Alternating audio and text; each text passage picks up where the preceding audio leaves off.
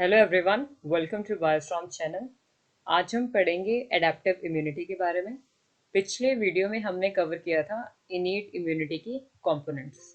तो अगर वीडियो नहीं देखा है तो आपको लिंक डिस्क्रिप्शन बॉक्स में मिल जाएगा, आप वहां जाके वीडियो देख सकते हैं एंड चैनल को लाइक शेयर एंड सब्सक्राइब कर सकते हैं। तो आइए स्टार्ट करते हैं एडेप्टिव इम्यूनिटी की करेक्टरिस्टिक्स। तो जैसे कि आप सब जानते हैं कि एडेप्टिव इम्यूनिटी क्या होता है। एडेप्टिव इम्यूनिटी को ही इनीट इम्यूनिटी कहते हैं या फिर स्पेसिफिक इम्यूनिटी कहते हैं, ठीक है। और ये life time, during the life time ये डेवलप होती है। क्लियर हो रही है चीज़ें। And it is induced by the antigen, by that specific antigen. तो फर्स्ट इसका करेक्टरिस्टिक है एंटीजेनिक स्पेसिफिसिटी। एंटीजेनिक स्पेसिफिसिटी का मतलब है कि इम्यून सिस्टम के पास ये एबिलिटी है कि वो डिफरेंट एंटीजेंस को डिस्क्रिमिनेट कर सकता है। मतलब कि आइदर वो एंटीजन एक्सोजीनस है या फिर एंडोजीनस एंटीजन है, तो उसे रिकॉग्नाइज करके उसके अगेंस्ट स्पेसिफिक रिस्पॉन्स जनरेट कर सकता है हमारा इम्यून सिस्टम का adaptive immunity. That is the antigenic specificity. Clear हो रही है चीज। Second is immunologic memory. Immunologic memory means कि जब कोई पैथोजन, ठीक है, which act as a antigen. इन्हें यहाँ पर जो हम एंटीजन बार बार वर्ड यूज कर रहे हैं, एंटीजन फॉरेन पार्टिकल को कह रहे हैं, फॉरेन जर्म्स को कह रहे हैं, जैसे कि बैक्टीरिया है, वायरसेस है, as well as other foreign germs, उन्हें हम एंटीजन्स डिनोट कर रहे हैं। क्लियर हो रहा है। तो जब वो एंटीजन फर्स्ट टाइम बॉडी में एंटर करते हैं, तब हमारा इम्यून सिस्टम उनके अगेंस्ट मेमोरी सेल डेवलप करता है। तो उस टाइम पे जो रिस्पॉन्स होता है हमारे इम्यून सिस्टम का, वो ज़्यादा इफेक्टिव नहीं होता, ठीक है। लेकिन सेकेंड टाइम अगर ड्यूरिंग लाइफ टाइम अगर जब भी वो सेम एंटीजन बॉडी में एंटर करता है, तब हमारे ये जो मेमोरी सेल्स हैं जो कि ऑलरेडी प्रेजेंट हैं बॉडी में, ये उस एंटीजन को रिकॉग्नाइज कर लेते हैं कि ये पहले भी एंटर कर चुका है। तो उस टाइम पे जो इम्यून सिस्टम का रिस्पॉन्स रहता है वो ज़्यादा फास्टर और ज़्यादा इफेक्टिव होता है, ठीक है, to clear that antigen from the body. Third is diversity. हमारे जो इम्यून सिस्टम है उनके जो कंपोनेंट्स हैं वो डाइवर्स होते हैं इन नेचर, जिसकी वजह से हमारे इम्यून सिस्टम के पास ये एबिलिटी है कि वो मिलियन ऑफ एंटीजन्स को रिकॉग्नाइज कर पाता है स्पेसिफिकली और उन्हें टारगेट कर पाता है स्पेसिफिकली। क्लियर हो रही है चीज़ें। And the fourth one is self non self recognition. इसका मतलब है कि immune system has the tendency to recognise its own body cells as well as the foreign germs, क्योंकि तभी वो डिस्क्रिमिनेट कर पाएगा अपने खुद के बॉडी सेल्स को और फॉरेन जर्म्स को, और फॉरेन जर्म्स के अगेंस्ट रिस्पॉन्स जनरेट कर पाएगा, ना कि खुद के बॉडी सेल्स के अगेंस्ट। और जिनमें ये जो एबिलिटी है ये इम्पेयर्ड होती है, वो सफ़र करते हैं from auto immune disorders. Clear हो रहा है। तो ये फोर करेक्टरिस्टिक्स हैं एडेप्टिव इम्यूनिटी के। Now the next is components of the adaptive immunity. दो कंपोनेंट्स होते हैं एडेप्टिव इम्यूनिटी के, बी लिम्फोसाइट्स जिन्हें हम बी सेल्स भी कहते हैं, और वो जो रिस्पॉन्स यानी इम्यूनिटी जनरेट करते हैं वो होती है ह्यूमोरल इम्यूनिटी।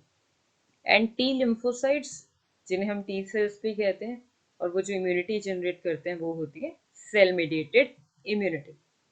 अब क्या डिफरेंस होता है बी एंड टी सेल्स के बारे में वो हम पढ़ेंगे। तो बी सेल्स को बी सेल्स और टी सेल्स को टी सेल्स क्यों कहते हैं?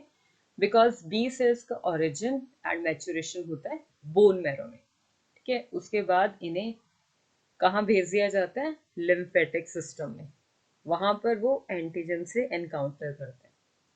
क्लियर हो रही है चीज। एंड टी सेल्स का ओरिजिन होता है बोन मैरो में, बट मैच्योरेशन होता है इन थाइमस, इसलिए ना हम क्या कहते हैं? टी सेल्स कहते हैं।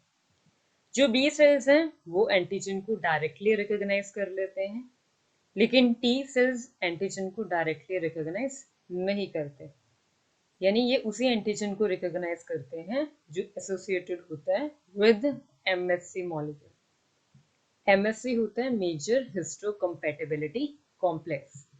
इसके बारे में हम आने वाले वीडियो में पढ़ेंगे, ठीक है। तो ये जो टी सेल्स होते हैं ये रिकॉग्नाइज एंटीजन को डायरेक्टली कभी नहीं करते। बी सेल्स की सरफेस पे बीसीआर यानी बी सेल रिसेप्टर प्रेजेंट होता है। टी सेल की सरफेस पे टीसीआर मतलब कि T cell receptor. B cells generate करते हैं एंटीबॉडीज, इसलिए जो रिस्पॉन्स वो जनरेट कर रहे हैं वो है एंटीबॉडी मेडिएटेड रिस्पॉन्स। वेयरएस जो टी सेल्स हैं, ठीक है, टी सेल्स रिस्पॉन्सिबल होते हैं mainly for sale mediated immune response, लेकिन ये इनका कुछ हद तक रोल ह्यूमोरल मीडिएटेड रिस्पॉन्स के लिए भी रहता है।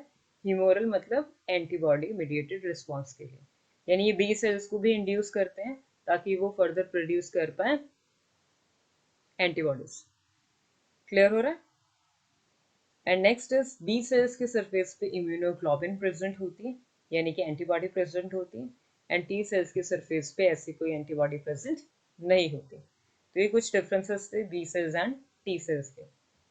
Now the next is types of B and T cells. अब जब भी बी सेल्स एंटीजन को इनकाउंटर करते हैं तो दो तरह के सेल्स फॉर्म होते हैं। एक होते हैं plasma B cells and second होते हैं मेमोरी बी सेल्स। जो प्लाज्मा बी सेल्स हैं वो एंटीबॉडीज सिक्रीट करते हैं, ठीक है। वेयर एज जो मेमोरी बी सेल्स हैं वो अलर्ट करते हैं इम्यून सिस्टम को अगर कोई सेम पैथोजन बॉडी में एंटर कर गया है दोबारा, ठीक है। तो उस टाइम पे जो इम्यून रिस्पॉन्स होगा वो ज़्यादा इफेक्टिव होगा। Now the next is T cells के type. First is T helper cells, second is T cytotoxic cells, third is memory T cells and fourth is regulatory T cells. T helper cells की बात करें तो इन्हें हम CD4 positive T helper sales भी कहते हैं, बिकॉज इनकी सरफेस पे जो मार्कर होता है वो होता है CD4 स्पेसिफिकली। और भी होते हैं जो हम आने वाली वीडियोस में पढ़ेंगे कि कौन कौन से मार्कर्स प्रेजेंट होते हैं टी सेल्स के सरफेस पे। एंड टी साइटोटॉक्सिक सेल्स के सरफेस पे जो मेनली होता है वो होता है CD8 पॉजिटिव, इसलिए हम इसे CD8 पॉजिटिव TC सेल्स भी कहते हैं। ये चीज क्लियर हो रही है? अब हम इसके फंक्शंस पढ़ेंगे। तो जो टी हेल्पर सेल्स हैं उनका मेन फंक्शन क्या होता है कि जब भी ये एंटीजन को रिकॉग्नाइज करते हैं तो फर्दर कुछ साइटोकाइंस रिलीज करते हैं और वो साइटोकाइंस फर्दर एक्टिवेट करते हैं बी सेल्स को, टीसी सेल्स को एंड मैक्रोफेजेस को। एंड टी साइटोटॉक्सिक सेल्स ये किसे किल करते हैं? ये वायरस इन्फेक्टेड सेल्स को किल करते हैं एंड ट्यूमर सेल्स को किल करते हैं। मेमोरी टी सेल्स जिनका वही सेम रोल रहता है जो मेमोरी बी सेल्स का रहता है, जैसे कि वो इम्यून सिस्टम को अलर्ट करता है कि ये सेम पैथोजन है जो बॉडी में एंटर करा है और उसके अगेंस्ट एक इफेक्टिव रिस्पॉन्स जनरेट करने में हेल्प करती है। And the fourth one is the regulatory T sales. Regulatory T sales को सप्रेसर टी सेल्स भी कहते हैं, बिकॉज ये इम्यून सिस्टम को सप्रेस करते हैं from attacking its own body cells, यानी ये प्रिवेंट करते हैं ऑटो इम्यून डिसऑर्डर्स को। क्लियर हो रही है चीजें? तो ये डिफरेंट क्या आते हैं फंक्शन से टी सेल्स के, टी सेल्स की टाइप्स के। क्लियर है? अब हम पढ़ेंगे कि क्या इंटरेक्शन रहता है बी सेल्स का टी सेल्स का, किस तरह से वो रिस्पॉन्स जनरेट करते हैं इन अ डायग्रामेटिक फॉर्म।